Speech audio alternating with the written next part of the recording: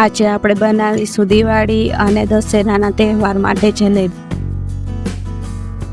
આ જલેબી બનાવવી ખૂબ જ ઈઝી છે। આ જલેબી તમે ઘરમાં રહેલી વસ્તુમાંથી જ બનાવી શકો।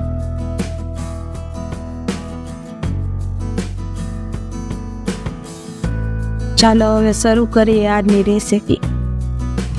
પહેલાં આપણે જલેબી બનાવવા માટે ચાસણી બનાવી લઈએ। ચાસણી બનાવવા માટે 1 વાટકી ખાંડ લીધી છે, તેમાં આપણે પાણી ઉમેરીએ। જેટલી આપણે ખાંડ લીધી હોય તેનું અડધું પાણી ઉમેરીએ। તેને આપણે મીડિયમ ગેસની ફ્લેમ પર ગરમ કરી લેશું। એમાં 2 એલચી ઉમેરીએ। ચાસણીને થોડી વારે હલાવતું રહેવું।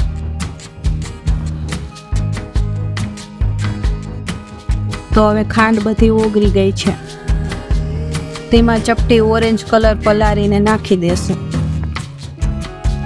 આપણે તારવાળી ચાસણી બનાવવાની જરૂર નથી, ચીપચીપી થાય તેવી જ બનાવવાની છે। તેમાં થોડો લીંબુનો રસ ઉમેરી દઈએ, જેથી ચાસણી આપણી જામી ન જાય।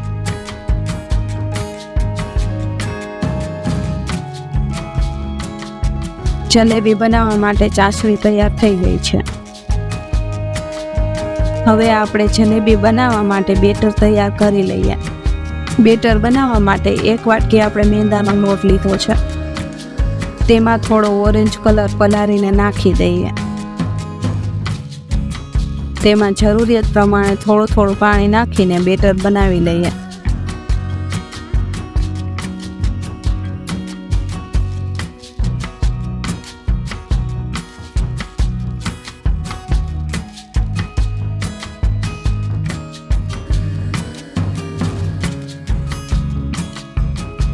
તો તેમાં ચપટી જેટલો ઈનો નાખીને બેટર આપણે બનાવી લઈએ। તો બેટર આપણે મીડિયમ ઠીક રાખવાનો છે, ઘાટું નહીં ને પાતળું નહીં, એ રીતના બેટરને સારી રીતના હલાવીને મિક્સ કરી લઈએ। હવે આપણું બેટર તૈયાર થઈ ગયું છે। જલેબી પાડવા માટે કોન બનાવેલ છે, તેમાં બેટર નાખી દઈએ।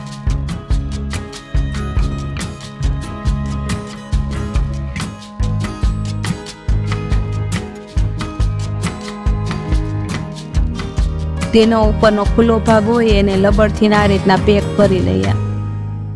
જલેબી તરવા માટે તેલ ગરમ મૂકી દીધું છે। ઘીમાં તરવી હોય તો ઘીમાંય તમે તરી શકો છો। હવે તેલ ગરમ થઈ ગયું છે, તો આ રીતના તેમાં જલેબી બનાવી લઈએ।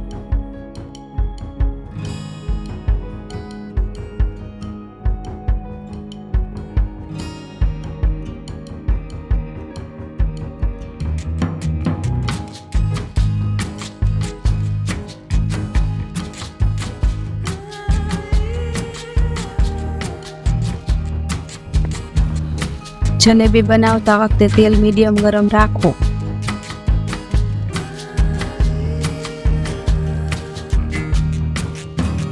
તળેલી જલેબીને આપણે ચાસણીમાં ઉમેરી દઈએ। આ ચાસણી સહેજ ગરમ હોવી જોઈએ, જેથી અંદર સુધી ચાસણી પહોંચી શકે। આ રીતના બધી તળેલી જલેબીને ચાસણીમાં ઉમેરી દઈએ।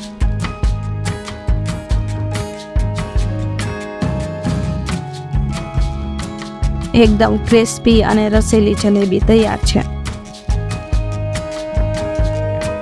તમે પણ ઘરે આ જલેબી જરૂર બનાવજો। વિડીયો ગમ્યો હોય તો લાઈક અને શેર કરજો। તમે જો ચેનલને સબસ્ક્રાઈબ ન કરી હોય તો ચેનલને સબસ્ક્રાઈબ કરી લેજો। વિડીયો જોવા માટે તમારો ખૂબ ખૂબ આભાર।